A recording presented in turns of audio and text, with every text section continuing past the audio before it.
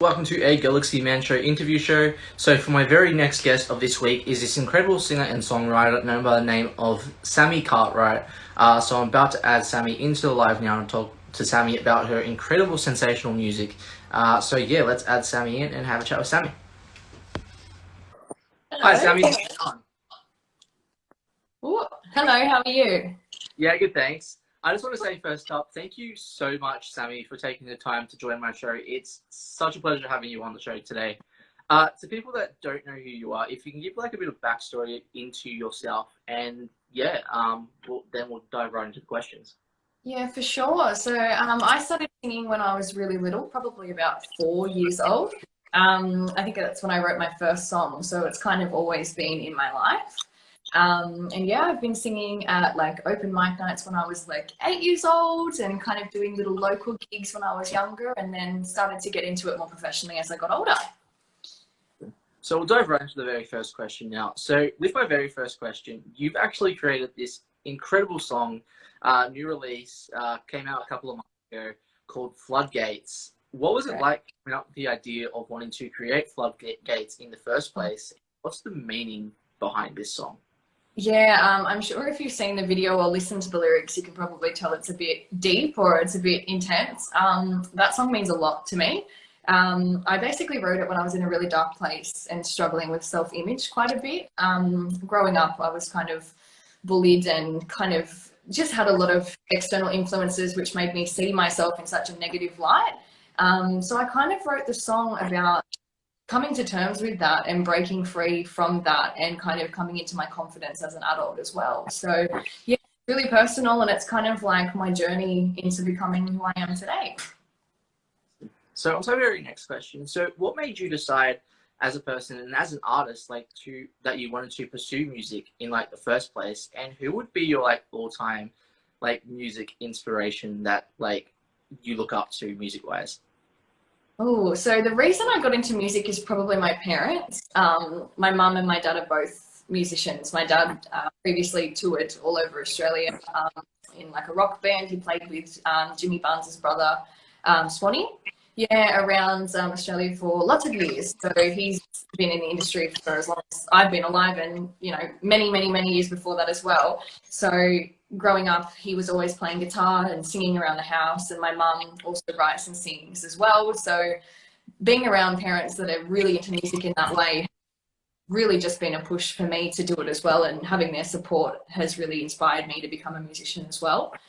And then as for my biggest inspiration or who I want to kind of like work with or be like, probably Ed Sheeran and Taylor Swift were the two artists that really I connected to or I related to when I was younger.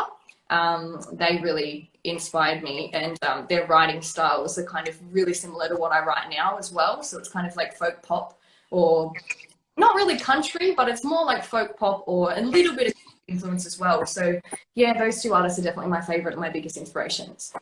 Awesome. So on to our very next question. So what does like music mean to you? Like especially as an artist, like what does performing music mean to you? Everything. I think when you write your own music and you care a lot about your career and who you are as an artist, just being able to perform that live and show everybody how much it means to you, like it's huge. Music is really personal. Well, to me it is. It's not just like I'm going out to put on a show. It's I'm going to sing and pour my heart out because it's something that literally is life or death for me. It means literally everything. So yeah, I couldn't express how much it means. It's really hard to say.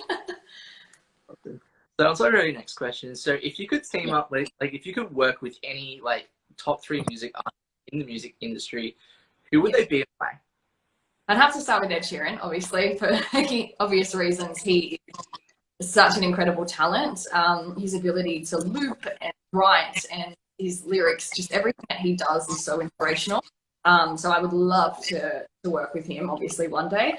JP Sachs is another one. He's quite new. Not many people really know much about him. I think he's dating Julia Michaels at the moment, who is a big songwriter for like Justin Bieber and Selena Gomez.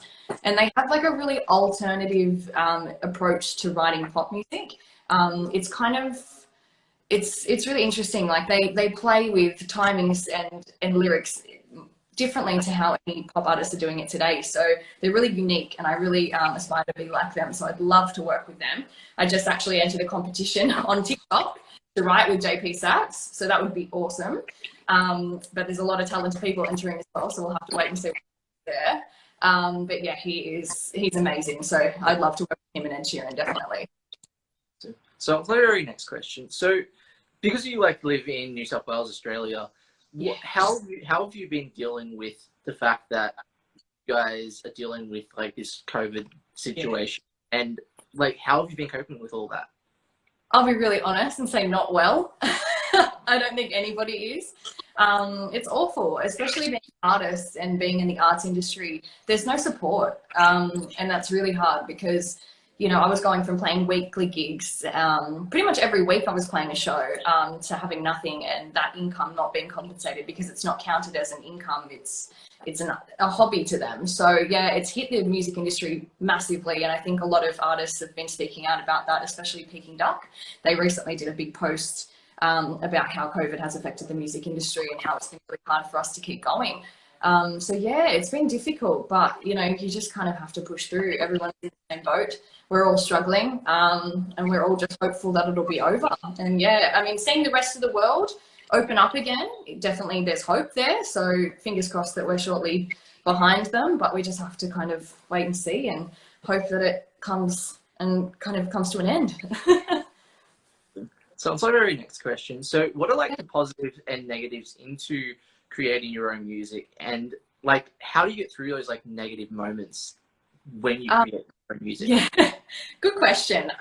Writing your own music is really interesting because you kind of get to the deepest parts of your brain and the deepest parts of where you're kind of self-conscious, and you have to fight those thoughts and those feelings. So, you know, every time you write a song, you don't love it straight away. I mean, I don't. It takes me probably 4 or 5 revisions sometimes to actually go, yes, that's how I want it to sound. So it's just about persevering and being consistent and just keep writing. I mean, I could write 20 songs and 2 of them could be great. But the fact is I got 2 amazing songs out of those 20.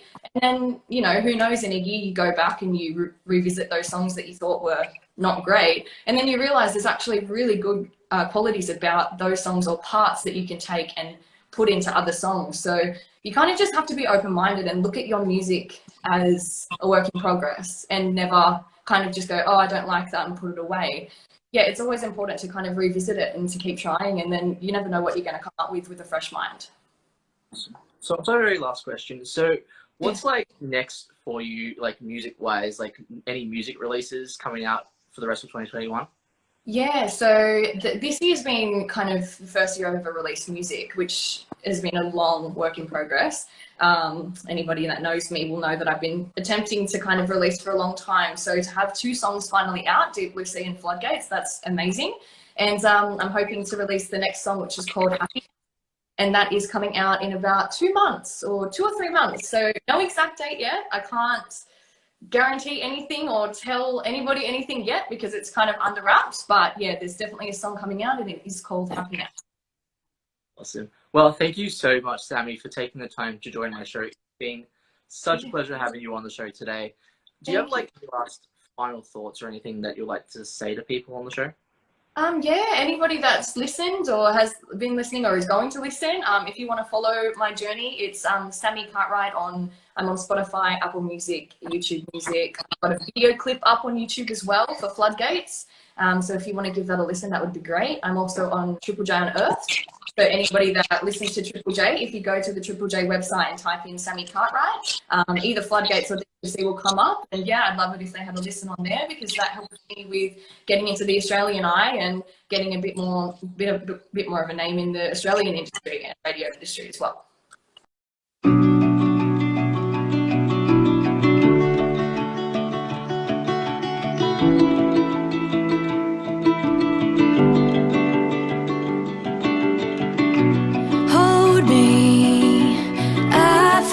Afraid when I look in the mirror, I'm not sure I see my face, and I don't know what it's like to live this way.